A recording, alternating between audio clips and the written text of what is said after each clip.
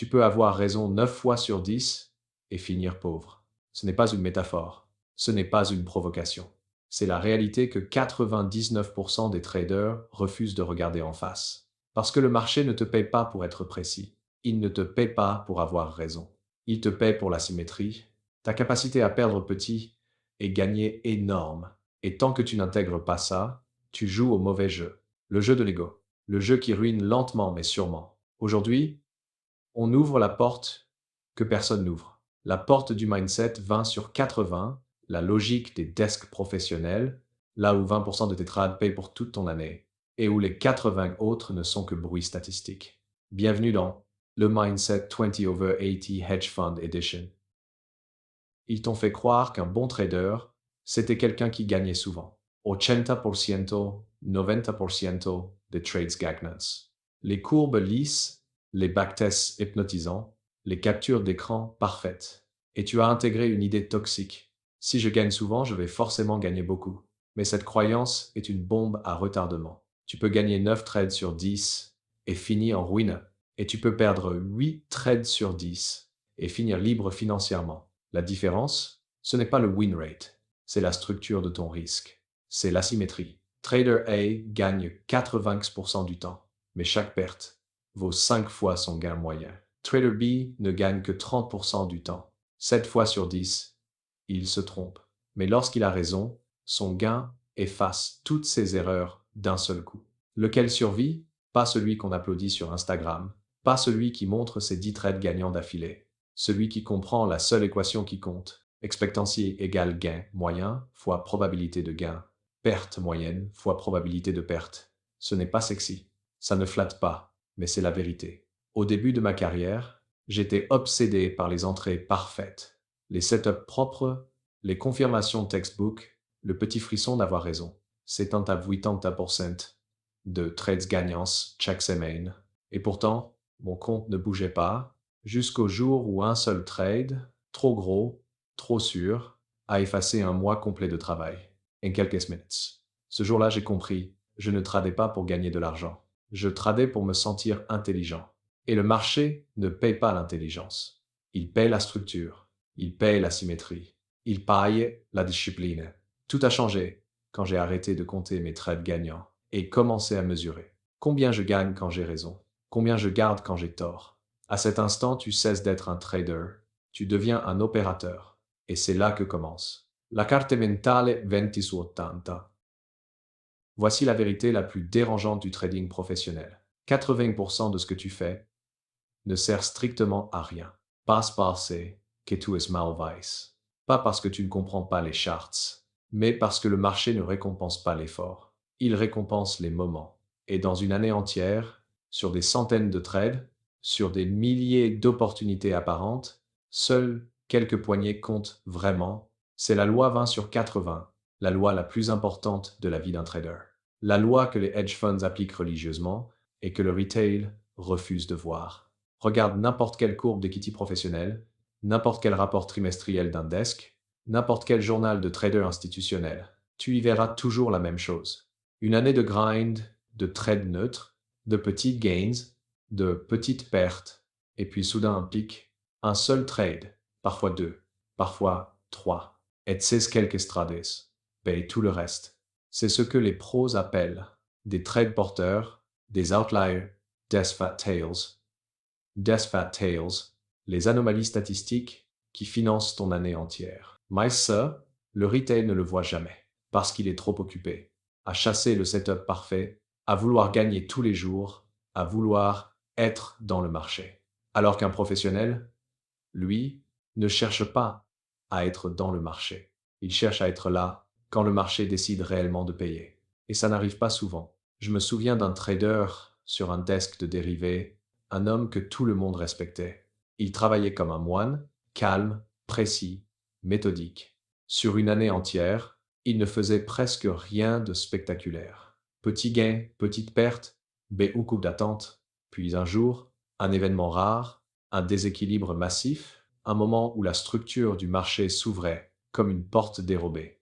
Il est entré, un seul trade, un trade qu'il avait préparé depuis des mois. Ce trade a payé 6 mois de salaire. Ce trade a payé toutes les pertes, toutes les frustrations, toutes les heures à attendre les bonnes conditions. À la fin de l'année, on lui a demandé « Comment tu expliques ta performance ?» Il a répondu simplement « Tout ce que j'ai fait cette année n'était qu'une préparation. Pour 3 moments, sur 252 jours de marché, sur des milliers de bougies, sur des centaines d'oscillations, voilà la loi 20 sur 80. Mais maintenant, laisse-moi te montrer. Pourquoi c'est si difficile pour le trader débutant? Parce que la plupart pensent que chaque trade compte, que chaque trade doit être parfait, qu'ils doivent profiter de toutes les opportunités. Alors ils s'épuisent, ils surtradent, ils forcent, ils dispersent leur attention jusqu'à perdre complètement la capacité à reconnaître les rares moments qui valent vraiment la peine.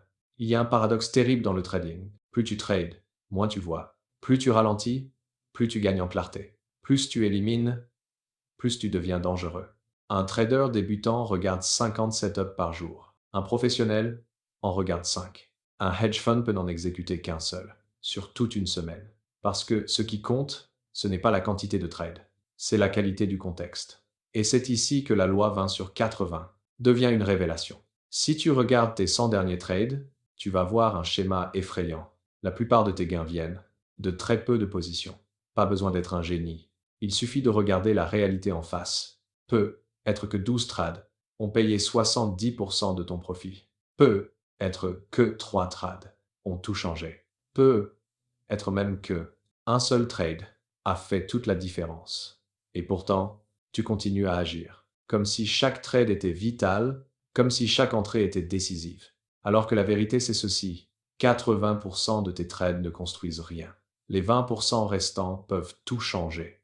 Et tant que tu ne le comprends pas, tu vas continuer à gaspiller ton énergie, ton attention, ta force mentale, ta clarté stratégique sur des trades qui n'auraient jamais dû exister. Ce n'est pas un système, c'est une hémorragie invisible. Dans un instant, on va passer à la question cruciale. Comment reconnaître les 20% de trades qui paient vraiment? Parce que si 80% de tes trades sont du bruit, ta liberté dépend uniquement de ta capacité à identifier, à attendre et à frapper au moment exact où le marché offre enfin une opportunité asymétrique. Section suivante.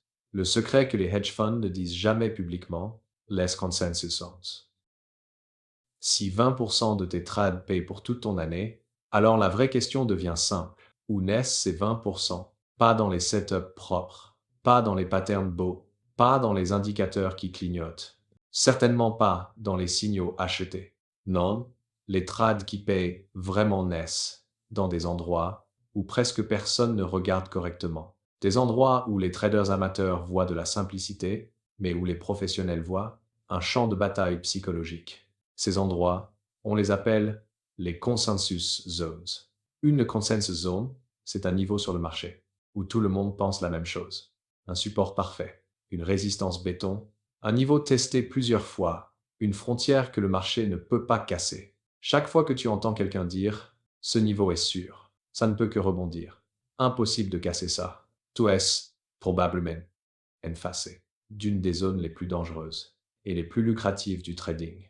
Parce que quand tout le monde pense la même chose, le marché pense déjà autre chose. Le marché adore une seule chose, profiter de la certitude du public. Regarde un niveau qui a été testé 4 fois, un support qui a tenu pendant des semaines, une résistance surveillée par tous les forums, une zone psychologique que tout le monde commente. Qu'est-ce que tu vois? Un endroit fort, solide, sûr. Qu'est-ce que voit un opérateur professionnel? Une masse d'ordres coincés, des stops alignés comme des dominos, une concentration de croyances, une bombe émotionnelle prête à exploser. Parce que, là où la foule voit de la sécurité, le professionnel voit de la liquidité. Et cette liquidité, c'est la nourriture du marché. Les grandes impulsions ne naissent pas dans le calme. Elles naissent dans l'effondrement d'une croyance collective. Je vais te raconter une scène que je n'ai jamais oubliée. On était en 2008, en pleine panique sur les marchés. Tout s'effondrait, indices, banques, devises. Mais au milieu de ce chaos, il y avait un niveau sur le S&P 500 que tout Wall Street regardait. Testé 4 fois, impeccable. Le dernier rempart, comme certains l'appelaient. Chaque rebond sur ce niveau avait l'énergie d'un sauvetage miraculeux. Chaque retour faisait croire aux traders qui ça, Y West, Ça a tenu. Pouce, au matin, le marché a ouvert sous ce niveau, dans un flush brutal. Pendant 5 minutes, des millions de stops ont sauté en cascade. Des positions ont été liquidées. Des traders ont paniqué. Des desks entiers ont coupé en urgence. Et puis, sans prévenir, le marché est revenu au-dessus. Instantanément, avec une violence inimaginable. Une impulsion qui a effacé des heures de panique en quelques secondes. Ce mouvement-là, ce retournement-là, dans cette zone précise, a payé des mois de pertes pour ceux qui savaient. Pourquoi? Parce qu'une consensus zone, ce n'est pas un niveau technique. C'est un niveau psychologique. C'est un point où la foule se met d'accord et où le marché guette la première fissure dans cette certitude. Quand la foule pense, ça va tenir. Les stops sont en dessous. Quand la foule pense, ça va casser. Les stops sont au-dessus. Et là où il y a des stops, il y a du carburant. Les trades qui paient vraiment ne viennent pas du premier contact avec une zone. Ils viennent du moment où cette zone se brise, ou fin de se briser, et que les croyances implosent. Le trader amateur regarde un support. Le trader professionnel regarde l'endroit où la croyance du support va mourir. Le trader amateur regarde un breakout. Le trader professionnel regarde le moment où les breakout traders vont être pris au piège. La différence entre les deux, c'est une carrière. À partir de maintenant, note ceci quelque part. Une consensus zone n'est pas un endroit pour deviner. C'est un endroit pour observer, pour atteindre, pour laisser le marché montrer sa main. Parce qu'un trade 20 sur 4/20 n'est pas un trade jolly. C'est un trade où psychologie, structure et liquidité se compressent au même endroit, au même moment, jusqu'à ce que l'un des camps cède brutalement. Et lorsque ce moment arrive, le marché ne bouge pas. Il explose. Avant de te montrer comment reconnaître ce moment précis, il faut comprendre ce qui tue 80% des traders, le mauvais timing. Dans la section suivante, tu vas découvrir la clé que presque personne n'enseigne. Les entrées qui vieillissent bien. Tu peux avoir la meilleure idée du monde, tu peux identifier une consensus zone parfaite, tu peux sentir que le marché s'apprête à exploser. Et malgré tout, tu peux perdre. Encore, encore, encore. Pourquoi? Parce que tu entres trop tôt. Voilà la vérité que personne ne te dit. Les traders amateurs ont souvent raison sur la direction, mais presque toujours tort sur le timing. Et en trading, avoir raison trop tôt, c'est exactement la même chose qu'avoir tort. Les pros ne cherchent pas à deviner le mouvement. Ils attendent que le mouvement devienne inévitable. C'est ce qu'on appelle une entrée qui vieillit bien. Une entrée qui survivra aux secousses, au balayage, au piège, à la volatilité malade, des premières minutes. Une entrée capable de traverser les fluctuations émotionnelles du marché sans que tu sois obligé de respirer dans un sac en papier. Après chaque bougie rouge. Une entrée qui ne dépend pas de la chance, mais de la patience. Je vais te raconter une histoire. Elle m'a marqué. Et elle te marquera aussi. Il y a des années, je mentorais un jeune trader brillant, Léo. Léo avait un œil exceptionnel. Il voyait les zones, il comprenait la structure, il lisait les chandeliers comme un livre ouvert. Mais il avait un défaut fatal. Il entrait toujours trop tôt. Toujours. Il anticipait. Il devinait. Il voulait être en avance. Et ses trades ressemblaient à un cimetière. De bonnes idées mortes trop tôt. Un jour, il a vu une zone incroyable. Tout pointait dans le même sens. La structure, les volumes, la fatigue du mouvement, la compression. Il a sauté dedans. Trop vite. Une mèche a balayé sa position, l'a stoppé, l'a humilié, puis le marché est parti exactement dans la direction qu'il avait prévue. Il m'a dit, c'est injuste. Je lui ai répondu, non, c'est juste ton impatience. Alors je lui ai donné un exercice. Un exercice que très peu de traders arrivent à faire. Je lui ai dit, imagine que ta souris est cassée. Tu n'as pas le droit d'acheter. Pas pendant 1 heure. Il a détesté. Il a râlé. Il a juré. Mais il a attendu. Et quand le marché est revenu sur sa zone, avec un retest propre, avec une mèche de rejet, avec du volume en augmentation, il est entré. Pas en avance. Pas par intuition, pas par peur de rater. En retard. Volontairement. Avec plus de confirmation que ce qu'il estimait nécessaire. Ce trade, qu'il croyait avoir pris trop tard, a été le meilleur de son trimestre. Et tu sais pourquoi? Parce qu'une entrée qui vieillit bien est une entrée qui a survécu à la chasse à la liquidité. Tu dois comprendre ça. Le marché chasse toujours la liquidité avant de bouger. toujours. Avant un vrai signal, avant un vrai mouvement, avant une vraie impulsion, le marché balaye. Il secoue, il piège, il efface les impatients, il liquide les devineurs. Puis seulement ensuite, il choisit une direction. Le problème des traders amateurs, c'est qu'ils entrent pendant le balayage, pas après. Ils entrent sur le premier mouvement, la première bougie, la première impulsion, par peur de rater. Ce qu'ils appellent intuition, ce n'est que de l'adrénaline. Tu veux survivre plus longtemps, tu veux tenir les mouvements, tu veux enfin arrêter de te faire sortir. Juste avant que le prix parte sans toi, alors retiens ceci. On n'entre pas avant que le marché montre sa main. On entre après qu'il ait menti. Tu attends. Le sweep, la fausse cassure, la mèche de purge, la capitulation des impatients. Tu attends que le marché fasse exactement ce qu'il fait à chaque retournement réel. Il détruit les premiers entrants. Et ensuite seulement, tu entres. Les pros n'entrent pas vite. Ils entrent tard. Derniers. Après les hésitants, après les excités, après les impulsifs, après les piégés, parce qu'ils savent que la première entrée est presque toujours la pire entrée. Ils attendent, le retestent, le reclaim, la structure, le volume, la mèche, l'intention.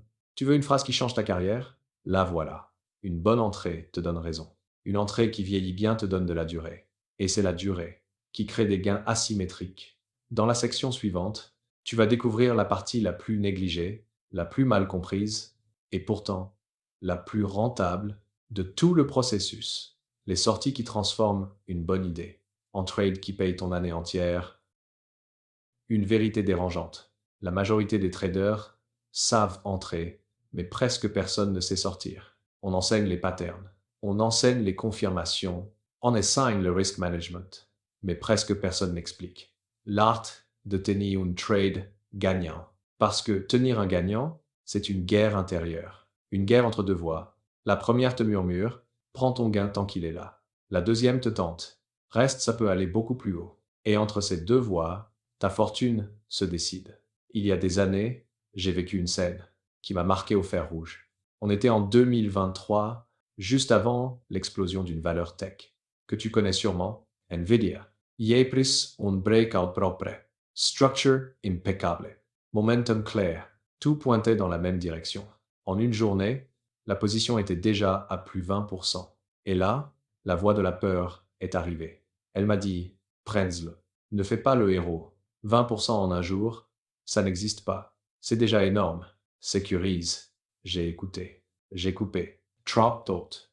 La semaine suivante, le titre a explosé. Plus 60% supplémentaire. Sans moi. Juste sous mes yeux. Je n'ai pas perdu de l'argent. Mais j'ai perdu la seule chose. Que le marché ne rembourse jamais. L'opportunité. Et cette douleur-là est 1000 fois plus violente qu'une perte classique. Ce jour-là, j'ai juré une chose. Je ne sortirai plus jamais d'un trade gagnant, sans raison structurelle claire. Plus de peur, plus d'impulsion, plus de réflexes de protection excessive.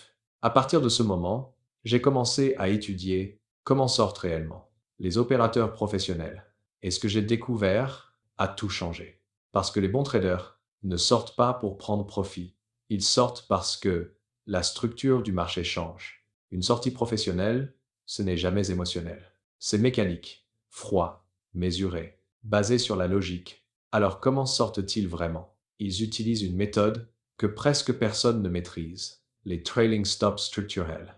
Pas les trailing stops fixes, pas les stops basés sur des pipes, pas les stops technologiques. Les stops basés sur la vie intérieure de la tendance. Tu es en tendance haussière? Le stop suit les higher lows. Tu es en tendance baissière? Le stop suit les lower highs. C'est simple, c'est propre, c'est scientifique. Tant que la structure ne casse pas, tu restes, tu respires, tu laisses le marché travailler. Tu laisses ton trade se transformer en quelque chose de plus grand que ce que ton imagination t'aurait permis. Mais le problème, ce n'est pas la technique, c'est l'humain.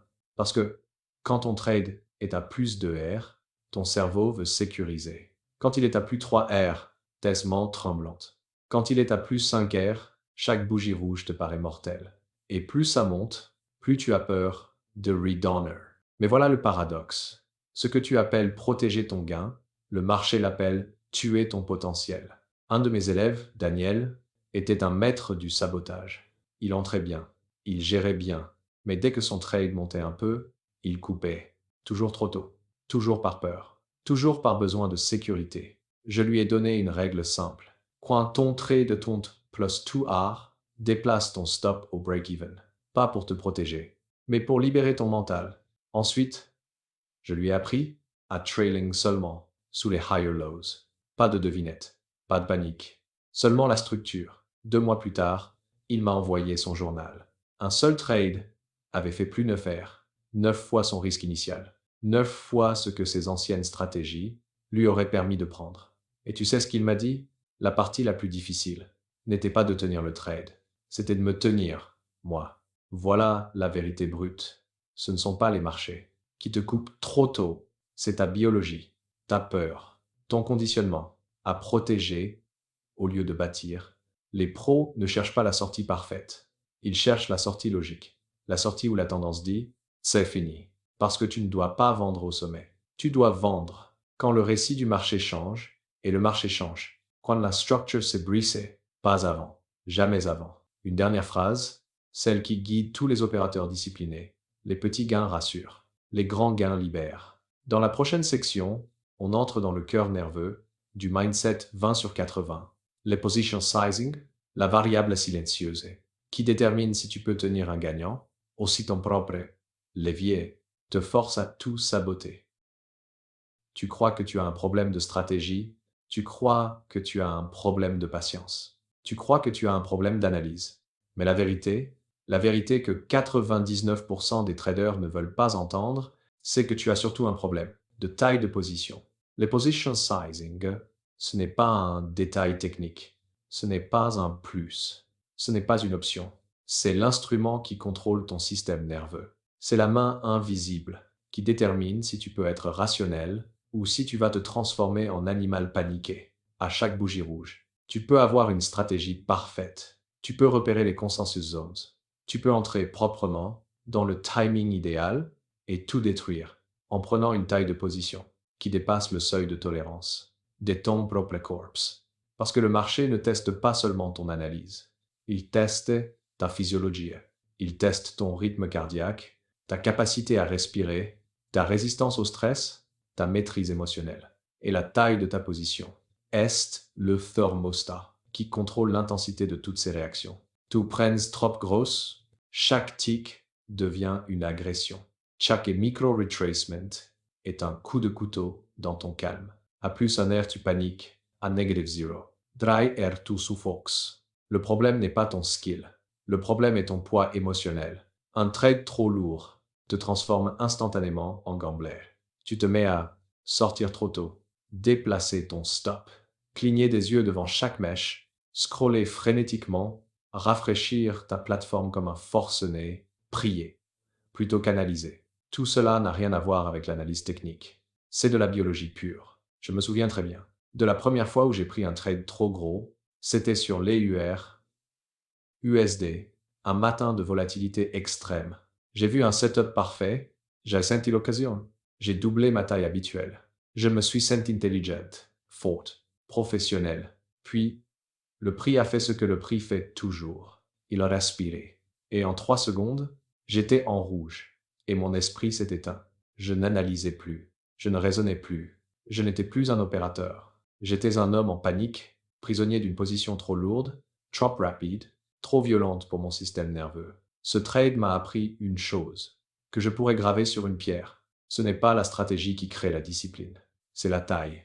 Un trade trop lourd rend impossible d'appliquer ton plan. Tu ne peux pas laisser courir un gagnant, attendre le retest, respecter ta structure, accepter une mèche, tenir sur une consolidation, rester rationnel, parce que ton corps est en mode survie. Et en mode survie, tu ne trades plus, tu réagis. C'est pour ça que les traders professionnels utilisent la règle sacrée, 1% maximum par trade, souvent 0, parfois moins. Pas parce qu'ils sont trop prudents, parce qu'ils savent que la discipline n'existe pas. Si ton système nerveux explose, dans les hedge funds, on n'ajuste pas la taille en fonction de la confiance. Jamais. On l'ajuste en fonction du risque mesurable. Jamais en fonction de l'émotion. Un de mes élèves, Anya, était brillante. Mais son equity curve, ressemblait à un électrocardiogramme. Un mois plus 20%. Le suivant, négatif 25%. Puis, plus 15%. Plus, négative 18%. On a remonté tout son journal. Uniseoli constante. Elle modifiait sa taille en fonction de ce qu'elle ressentait. Après une victoire, elle doublait. Après une perte, elle réduisait. Elle tradait, comme un joueur de casino. Je lui ai imposé une règle. La même taille, toujours. Quel que soit l'état émotionnel, quel que soit le setup, quel que soit le contexte. 3 mois plus tard, Sun Equity Curve était méconnaissable. Pas explosif, pas spectaculaire, my stable, lissable, signé. Parce que le position sizing n'est pas là pour augmenter ton profit. Il est là pour protéger ton esprit afin que ton esprit puisse générer du profit. Les sizing, chest, ton bouclier, ta stabilité, ton régulateur émotionnel, ta ceinture de sécurité, ton sérum anti-hystérie, et voici la règle fondamentale. Si ta position te fait transpirer, elle est trop grosse. Si tu n'arrives pas à respirer, elle est trop grosse. Si ton cœur bat plus vite que le marché, elle est beaucoup trop grosse. Ton objectif n'est pas d'être excité. Ton objectif est d'être en contrôle. Le marché ne récompense pas l'adrénaline. Le marché récompense la constance. Et seule une taille rationnelle te permet d'être constant. Dans la prochaine section, on retourne dans le cœur psychologique du marché, là où la croyance collective s'effondre et où les plus grands mouvements naissent. C'est le cauchemar des amateurs et la mine d'or des opérateurs. Il existe un endroit sur le marché où la logique disparaît, où les émotions se déforment, où les croyances se fissurent, où la foule se précipite, et où les opérateurs professionnels attendent avec un calme glacé. Cet endroit, c'est le consensus qui se brise, pas le consensus qui se forme, pas le consensus qui se renforce, pas le consensus que tout le monde voit, non, le consensus qui se fracture, l'instant précis où la foule pense encore qu'elle a raison, alors qu'elle est déjà morte, psychologiquement et financièrement. C'è momenti estrare, précieux, explosif. Et c'est dans ces moments-là que naissent 20% de straits, qui payent une année entière. Pour comprendre ce phénomène, tu dois saisir une vérité fondamentale. Le marché se nourrit de certitude, pas d'incertitude. Quand la foule doute, le marché avance doucement. Quand la foule observe, le marché respire. Quand la foule est indécise, le marché hésite. Mais quand la foule est sûre, absolument sûre, en certaine d'elle-même, c'est là que la chasse commence. Parce que la certitude crée une chose, la concentration. Une concentration de position, une concentration d'ordre, une concentration de stop, une concentration d'émotions alignées. Et plus cette concentration est forte, plus l'explosion est violente quand elle se brise. Imagine un support touché 10 fois, un niveau surveillé par des milliers de traders. Les forums en parlent, les chaînes YouTube en parlent, les groupes Telegram en parlent. La foule dit, ce niveau est solide. La tendance va rebondir ici. C'est le point d'achat. Les stops, tous en dessous. Oligneish, serrés, faciles à cueillir. Quand le prix approche de ce niveau, la foule devient euphorique, impatiente, excitée. Elle entre, elle s'expose, elle s'accumule. Et juste au moment où elle pense avoir gagné, le prêt percer le niveau. Dans un flush brutal, les stops sautent. Les positions longues sont liquidées. Les breakout sellers entrent. Les traders paniquent. La douleur éclate. La foule est houlée. Et puis, dans un calme presque surnaturel, le prix remonte. Il réintègre. Il récupère la zone. Il efface la panique. Il inverse la structure.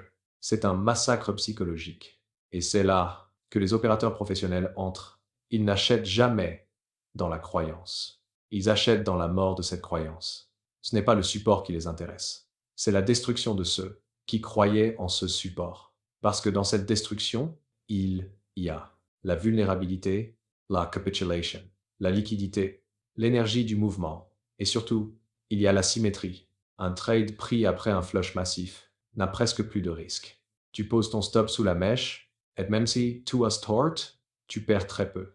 Mais si tu as raison, tu captures un mouvement, propulsé par la douleur et par le repositionnement de la foule. Ce n'est pas un rebond, c'est une vengeance du marché contre ceux qui se sont crus intouchables. Voilà pourquoi les consensus zones ne sont pas des zones à toucher. Ce sont des zones à piéger. Des zones où il faut regarder, attendre, laisser la foule se brûler et entrer uniquement au moment où sa certitude explose en éclats. Retiens bien ceci. Le marché paye rarement ceux qui ont raison. Le marché paye ceux qui savent, quand les autres ont tort. Plus la foule est certaine, plus l'opérateur reste silencieux. Plus la foule est excitable, plus l'opérateur se calme. Plus la foule se précipite, plus l'opérateur ralentit. Parce que les mouvements asymétriques ne naissent pas dans l'analyse idéale. Ils naissent dans la rupture émotionnelle collective. Et cette rupture, tu la vois dans 3 signes précis. 1. Un niveau que tout le monde regarde. Plus il est populaire, plus il est dangereux. Plus il est évident, plus il sera balayé. 2. Un flush rapide, violent et déformant, ou ne pour en quelques secondes. Un degré de panique que tu ressens même sans être en position. 3. Une réintégration immédiate. C'est le signe. Le vrai, le seul qui compte. Ce n'est pas la cassure qui paie. C'est la réintégration après le mensonge. Dans la prochaine section, on entre dans la compétence, qui transforme un bon trade en une opération exceptionnelle. Le scaling in. Augmenta ta position sans augmenter ton risque. C'est la technique des desks professionnels. Il existe un moment rare, presque sacré, dans la vie d'un trade. Un moment où tu n'es plus en train de survivre, un moment où tu n'es plus en train d'espérer, un moment où tu n'es plus en train de douter. Tu es dans le flow. Le marché te donne raison. La structure se maintient. Le mouvement s'accélère. Les risques initiaux a disparu. Et là, une chose incroyable devient possible. Tu peux appuyer, tu peux grossir, tu peux amplifier le trade, mais pas comme un gambler, pas comme quelqu'un qui sent que ça va monter, pas comme quelqu'un qui se surestime. Non, comme un opérateur professionnel. Le scaling in, c'est l'art d'augmenter une position gagnante, sans augmenter ton risque réel. C'est l'inverse du martingale. C'est l'inverse de moyenner à la baisse. C'est l'inverse de la stupidité émotionnelle. Le scaling in n'est pas de la prise de risque. C'est la récompense de ta discipline. Mais avant d'aller plus loin, il faut comprendre une règle fondamentale. Tu n'as le droit d'ajouter que lorsque le marché te paye déjà, seulement avec des gains flottants, jamais avec de l'argent frais, jamais avec de l'ego, jamais parce que ça a l'air bon. Un senior trader d'un desk FX à Manhattan me l'avait dit un jour. On n'ajoute pas du risque, on ajoute de l'avantage. C'est la philosophie institutionnelle. Et c'est exactement ce qui manque aux traders particuliers. Le principe, grossir sans augmenter le risque. Imaginons une structure simple. Tu as risqué 1% sur ton trade. Le marché avance proprement. La position atteint plus 3 R. À ce moment-là, ton stop est au break-even. Ton risque réel est 0. Ton trade est financé par le marché. Tu peux donc réinvestir une partie de ce profit flottant pour ajouter une position. Et si le marché se retourne, ton stop reste au point d'entrée initial. Tu sors flat ou même légèrement positif. Ton risque n'a pas augmenté. Ton potentiel, si. C'est ça. Le scaling in. Pas du courage, pas du flair, de la structure. Le scaling in est psychologiquement contre nature. Pourquoi si peu de traders l'utilisent? Parce que lorsque tu gagnes, la peur de perdre ce que tu as déjà devient plus forte que le désir de performer. Le scaling in demande une maturité émotionnelle extrême. Il demande de ne pas saboter ses profits, de ne pas paniquer devant un gros gain, de comprendre la structure, de lire la tendance, de rester froid. Alors que la position grossit, c'est exactement l'opposé du comportement humain naturel. Le trader moyen fait 2 erreurs. Erreur 1. Il coupe trop tôt. Dès que le trade monte, il sécurise. Il tue son potentiel. Erreur 2. Il ajoute quand il ne faut pas. Il ajoute trop tôt ou sur une zone sans structure. Oh, parce que ça va exploser. C'est comme ça qu'on détruit son risk management. Le scaling in n'est pas une impulsion, c'est une stratégie. Quand un pro ajoutait-il, 3 conditions doivent être réunies, sans exception. 1. Le trade est déjà gagnant, pass and break-even. Gagnante, vraiment gagnante. Plus 2 R, plus 3 R ou plus. 2. La structure reste intacte. Higher low si tu es long. Lower highs si tu es short. Pas de cassure, pas de divergence. Pas de perte de momentum. 3. Le nouveau stop ne modifie pas le risque initial. Tu utilises les profits flottants, comme budget, pour financer l'ajout. C'est l'argent du marché, pas le tien. La règle d'or, ajoutée après une retest, jamais au milieu de l'impulsion. Un pro n'ajoute jamais, en plein milieu d'une explosion. C'est là que l'amateur se précipite. Un pro attend, le pullback, le retest, le aiolo propre, la validation du momentum, parce qu'un ajout dans la structure est 10 fois plus solide qu'un ajout dans l'émotion. Un exemple réel. La leçon d'un opérateur, Jalme, un trader senior que j'ai côtoyé, sur un desk USD JPY, avait une particularité. Il parlait très peu. Il observait beaucoup. Il gagnait énormément. Un jour, dans une tendance claire, je l'ai vu ajouter une position, puis une deuxième, calmée, mesurée, sans trembler. Je lui ai demandé, « Tu n'as pas peur de redonner ton gain ?» Il a souri et m'a répondu, « Je n'ajoute jamais avec mon argent. J'ajoute avec celui du marché. Si ça retourne, je sors flat ou presque. Si ça continue, je fais ma meilleure journée. » C'est ça. Le scaling est authentique. Pas du courage. Pas de gambler. De la gestion asymétrique. Le scaling est transforme en bon. Trade en trade qui paye l'année. Un trade normal peut donner plus 2 R, plus 3 R, parfois plus 4 R. Un trade où tu ajoutes intelligemment peut donner plus 8 R, plus 12 R, parfois plus 20 R. Ce n'est pas la stratégie qui change, c'est la gestion du moment où tu as raison. Les traders amateurs cherchent à éviter les pertes. Les opérateurs, eux, cherchent à maximiser leur moment de lucidité. Parce que ces moments sont rares, très rares, et ils paient tout. Dans la prochaine section, on va explorer le cœur profond de la performance durable. Ton ADN de trader.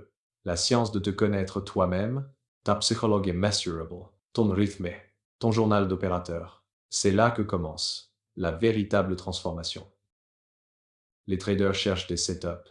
Les opérateurs cherchent des patterns internes, pas les patterns du marché. Les patterns d'eux-mêmes, parce que le marché n'est pas ton ennemi. Ton vrai adversaire, celui qui ruine 90% des traders, celui que personne ne regarde, celui que personne ne mesure, c'est toi. Et jusqu'à ce que tu connaisses tes propres schémas, tes propres réactions, tes propres failles, tes propres moments faibles, tes propres moments forts, tu ne fais que combattre via un adversaire invisible à l'intérieur de toi-même.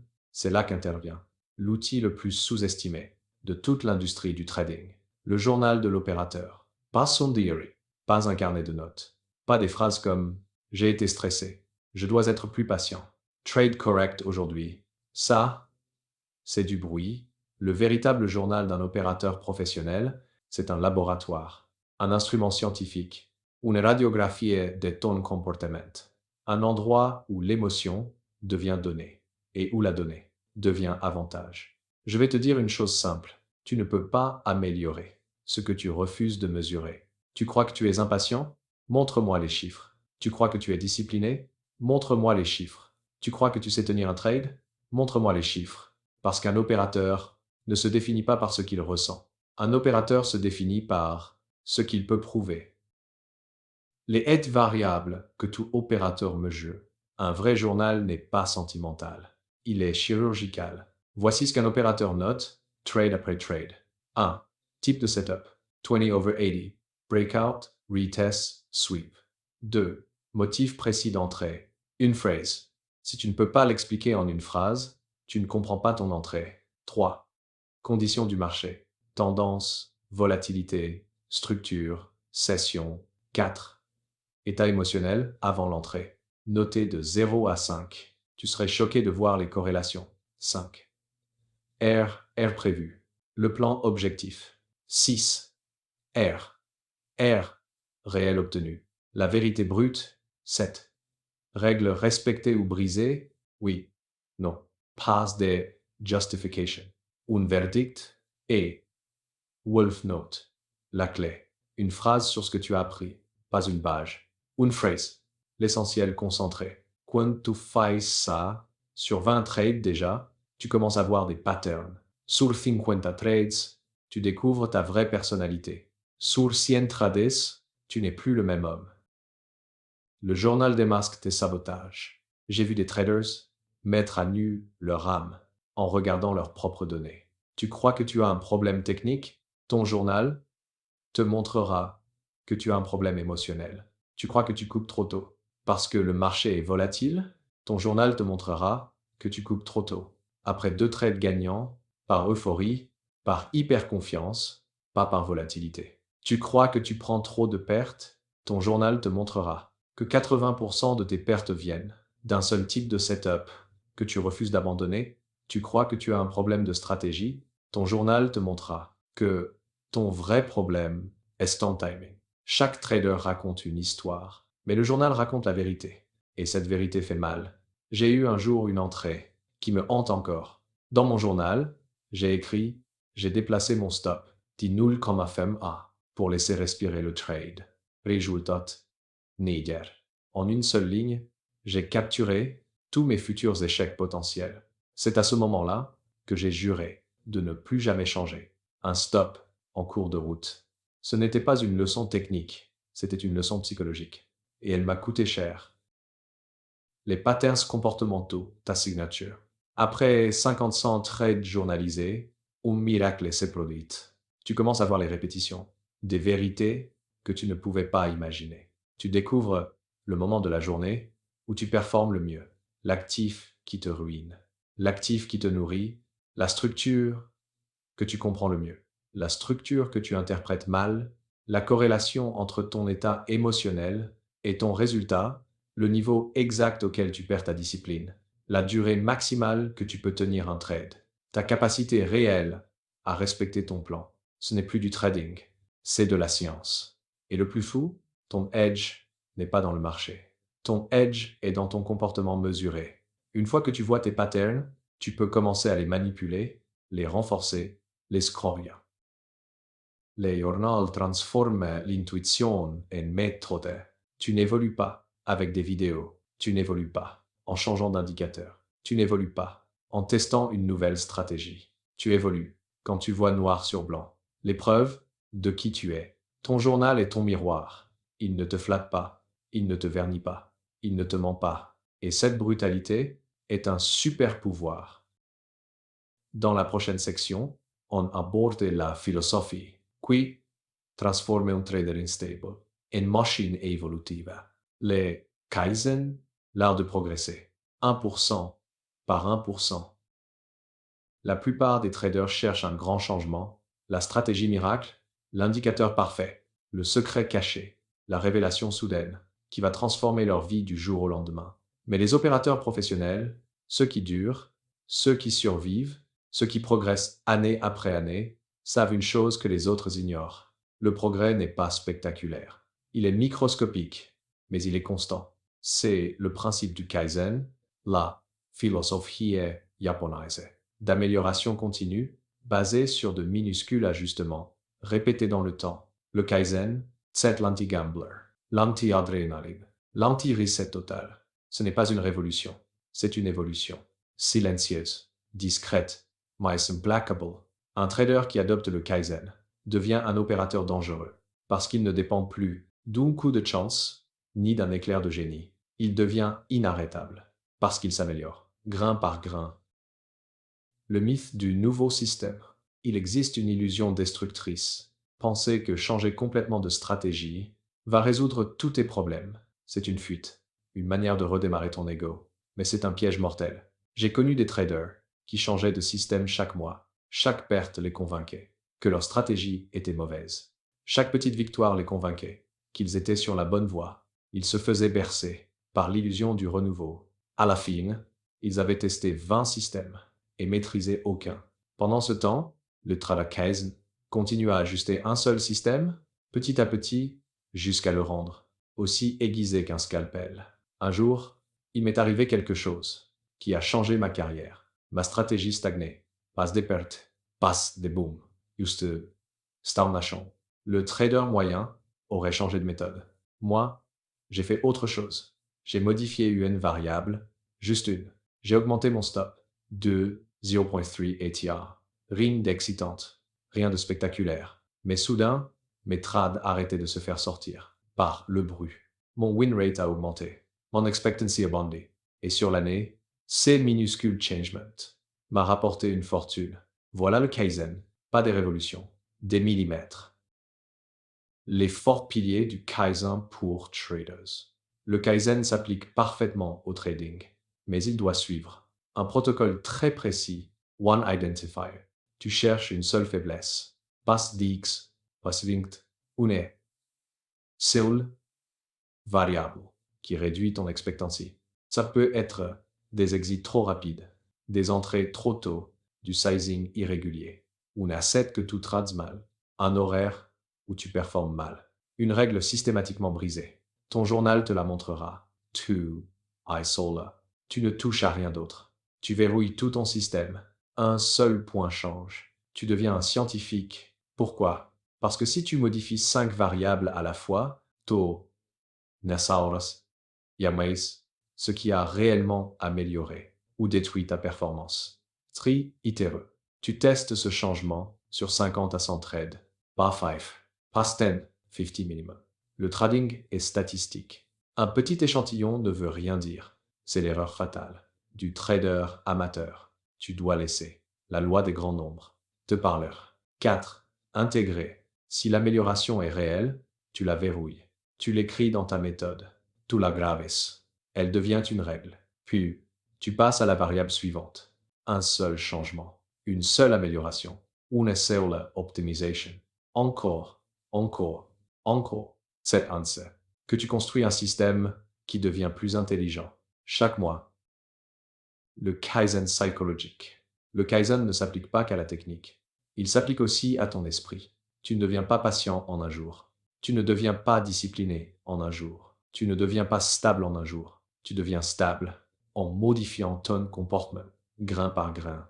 Exemple, tu paniques quand une position est rouge, attends 5 secondes de plus. Juste vis, tous les jours, c'est du Kaizen. Tu évites de journaliser après une mauvaise journée, force-toi à écrire 2 lignes. Juste 2 lignes, c'est du Kaizen. Tu coupes trop tôt? Attends une bougie de plus. Juste une, c'est du Kaizen.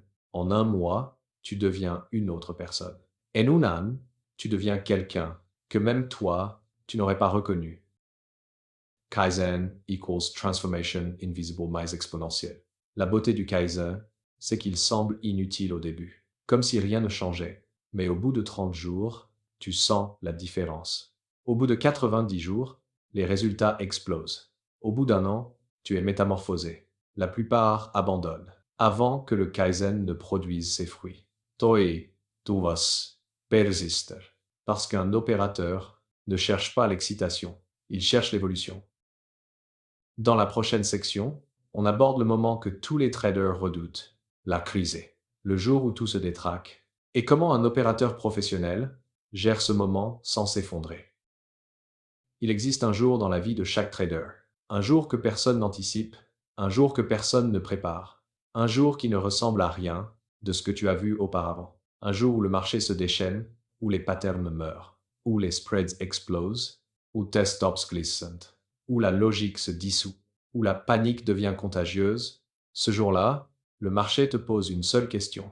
Est-ce un trader ou es-tu un opérateur? Parce que les traders amateurs, ce jour-là, ne survivent pas. Ils implosent, ils sprintent, ils s'accrochent, ils déplacent leur stop, ils doublent leur taille, ils tentent de se refaire, ils s'enfoncent, et ils finissent par détruire des mois, parfois des années de travail.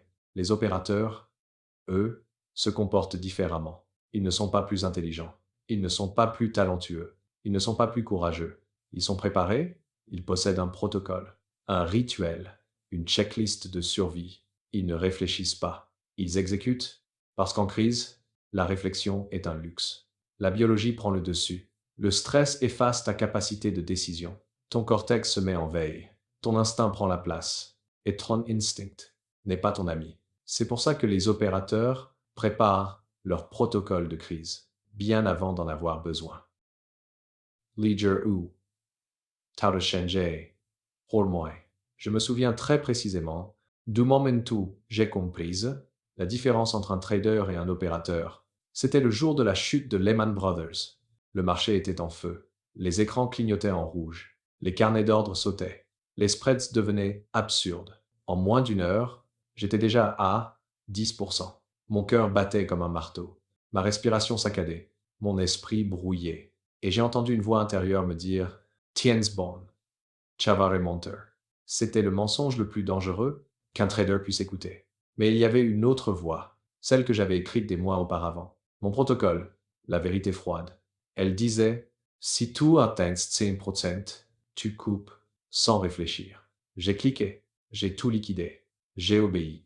2 heures plus tard, les positions que j'avais fermées étaient à 40%.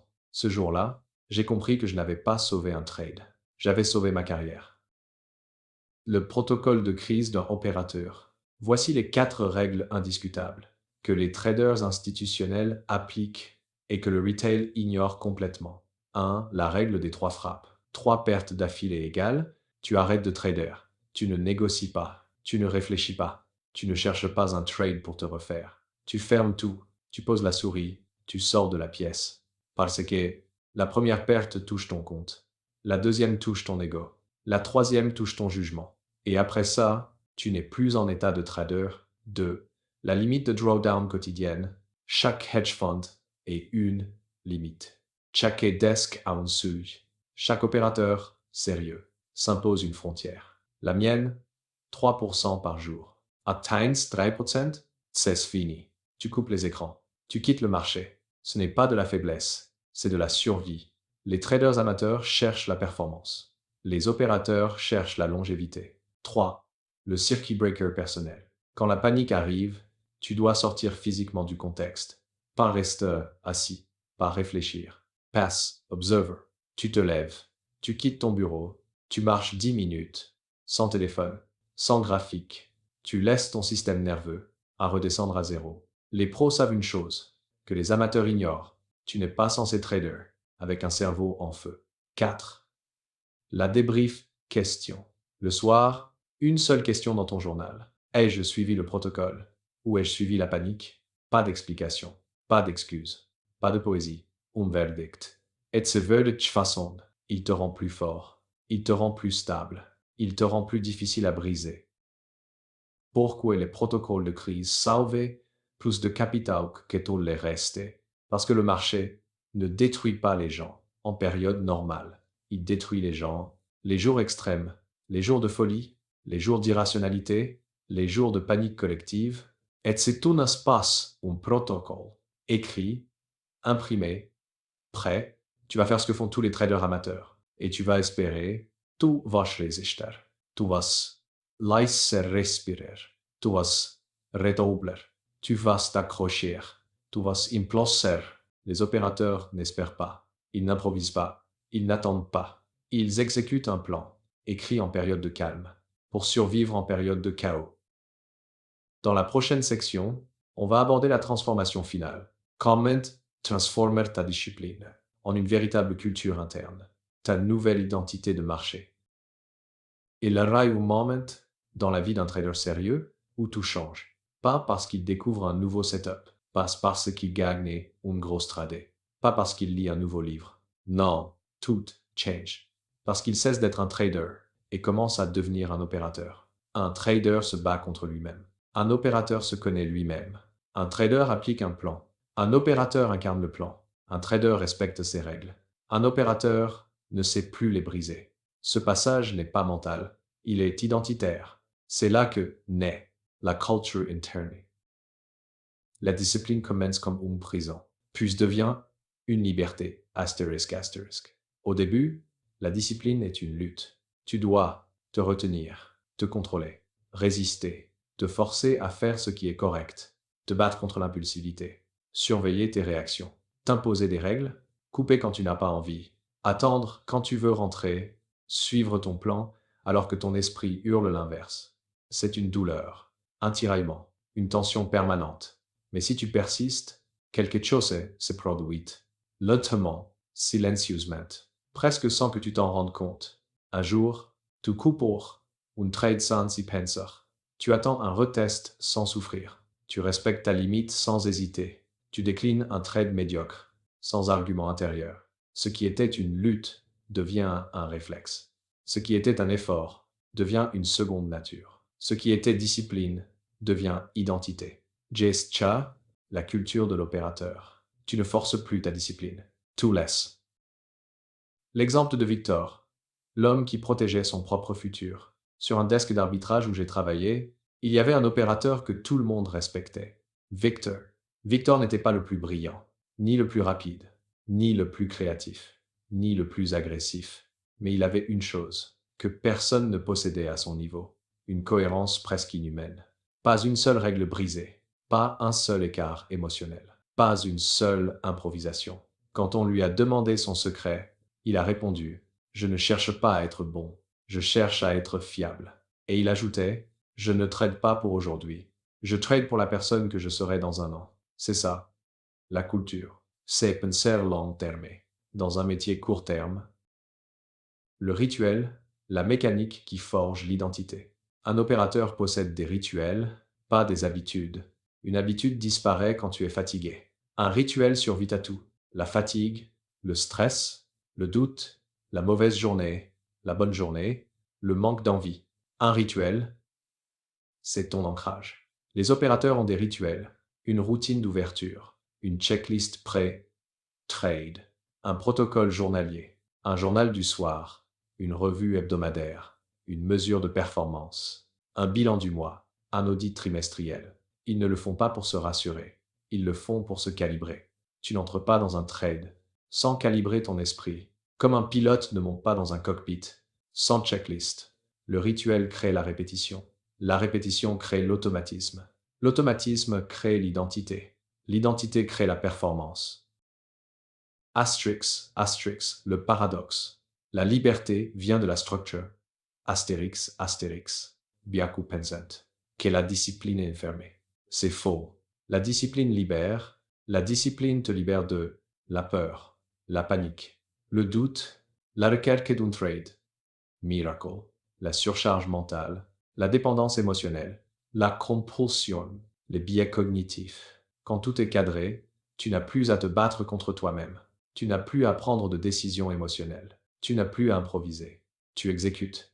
L'opérateur n'est pas un trader libre. C'est un trader allégé. Il a retiré tout ce qui parasitait sa performance. Astérisque, l'objectif final. Devenir quelqu'un qui ne peut plus se saboter. Astérisque. L'erreur du trader amateur, c'est de croire qu'il doit suivre les règles. Non, ton objectif n'est pas de suivre les règles. Ton objectif est de devenir quelqu'un qui ne sait plus comment les violer. C'est le stade ultime. Le stade où tu ne forces plus rien. Le stade où tu n'as plus à lutter. Le stade où ton identité est devenue ton edge. Quand tu arrives là, tu n'as plus besoin de motivation. Tu n'as plus besoin d'efforts héroïques. Tu n'as plus besoin de discipline artificielle. Tu es devenu le pilote automatique d'un système performant. Cha, le sommet de l'évolution d'un opérateur. Dans la prochaine section, la finale, on entre dans la transformation la plus profonde, le blueprint de l'opérateur. Comment devenir le CEO de ton propre système de trading. Il existe un dernier niveau, le niveau que presque personne n'atteint, le niveau qui transforme un trader discipliné en une machine autonome, capable de performer, année après année, sans s'épuiser, sans se saboter, sans se perdre. Ce niveau, c'est l'opérateur CEO, pas le trader motivé, pas le trader inspiré, pas le trader dans sa phase, mais le trader devenu une entreprise à lui tout seul, avec une structure, des règles, des métriques, des cycles, un audit, est une vision long terme. Tu n'es plus un joueur, tu es l'administrateur de ton propre système. Pense ton trading comme une entreprise. Imagine que ton compte n'est plus un compte de trading, mais la trésorerie d'une entreprise. Cette entreprise, 2NS, le CEO, le directeur du risque, le directeur financier, le responsable qualité, le responsable performance, l'analyste et l'exécutant. Tu ne peux pas improviser. Tu dois structurer, et pour structurer, il te faut un blueprint, une feuille de route maîtresse qui définit tout ton fonctionnement. Pas un PDF décoratif, pas une idée dans ta tête. Un document réel, concrète, vivante, qui évolue avec toi. Le blueprint. 5 modules indispensables. Un opérateur professionnel ne fonctionne pas sans structure. Voici les 5 modules du blueprint. Module A. Les règles de capital. Ton capital est ton oxygène. Tu dois donc le protéger. Avant de penser à le multiplier, les règles d'un CEO opérateur. Risque max par trade, 1%. Risque max par semaine, 5%. Risque max par mois, 10%. Jours interdits après un drawdown, 1 à 3 jours selon la gravité. Aucun trade impulsif après une perte.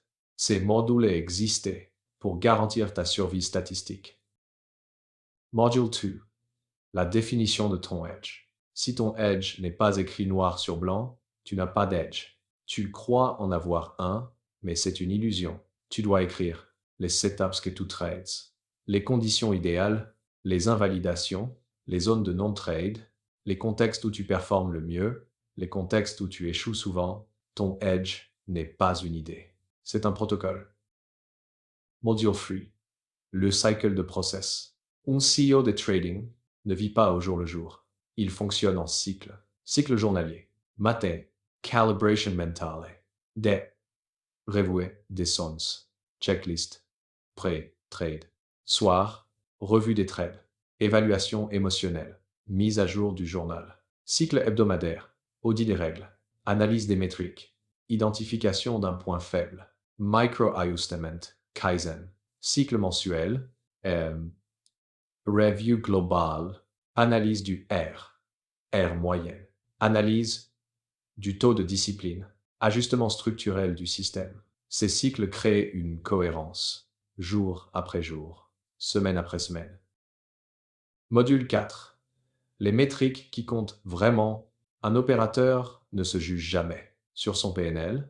Le PNL est trompeur. Il ment, il flatte l'ego, il écorche la confiance. Les métriques d'un opérateur, expectancy, R, prévu versus R réel, taux de respect des règles, drawdown moyenne, performance par setup, performance par horaire, performance par actif, performance selon état émotionnel, pourcentage de trades idéaux, ce sont ces chiffres qui révèlent si ton système gagne ou si c'est toi qui ruine ton système. Module 5. L'accountability. Tout CEO doit rendre des comptes. Même s'il travaille seul, comment faire? 3 options. 1. Un partenaire d'audit. 2. Un coach. 3. Un audit trimestriel autodirigé. Dans cet audit, tu dois te poser la question la plus froide du monde. Si j'étais le CEO de cette entreprise, me garderais-je ou me licencierais-je? Ça pique, mais c'est ça qui forge les hommes solides. Astérisque, devenir le CO de ton système. Le moment où tu dépasses la chance. Quand tu deviens un opérateur CEO, tu n'es plus dépendant d'une émotion, d'une phase, d'un setup, d'un marché favorable, d'un coup de chance. Tu as construit une machine qui fonctionne même les jours minuscules, les semaines lentes, les mois difficiles. Tu deviens scalable. Ton trading cesse d'être artisanal. Il devient industriel, systémique, prévisible, optimisable. Tu n'es plus un acteur. Tu es un architecte. Tu n'es plus dans la tempête.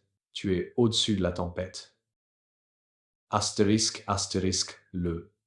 But final. Faire de ton système une machine à probabilité astérix. Le but n'a jamais été de gagner chaque jour, ni d'être parfait, ni d'éviter toutes les pertes. Le but est simple. Transforme ton trading en une machine qui imprime des probabilités sur le long terme. Le marché ne fait pas les riches. Le marché récompense ceux qui maîtrisent leur processus. Tu ne contrôles pas le prix. Tu ne contrôles pas les bougies. Tu ne contrôles pas la tendance. Tu ne contrôles pas la volatilité. Mais tu contrôles ta structure, ton risque, ta psychologie, ton journal, ton sizing, tes rituels, ton évolution, ton plan. Et quand tu contrôles ces éléments, le résultat finit toujours par refléter ton organisation. Gesture, être un opérateur, c'est là que tu arrêtes de jouer, c'est là que tu construis. Astérisque, conclusion. Bâtir ta machine, astérique. Tu viens de parcourir le Mindset 20 sur 80 édition Hedge Fund. Ce n'est pas un ensemble d'idées, c'est une architecture. Maintenant, il ne te reste qu'une chose à faire. Construire ta machine, ton blueprint, tes règles, ton cycle, ton ADN statistique, ta structure émotionnelle, ta culture d'opérateur, et surtout, 90 jours de discipline totale, sans tricher, sans sauter une case, sans négocier avec toi-même, 90 jours, pour devenir quelqu'un d'autre, parce que le marché ne récompense pas l'intelligence. Il récompense les opérateurs qui tiennent le long terme. Être le long terme t'appartient désormais.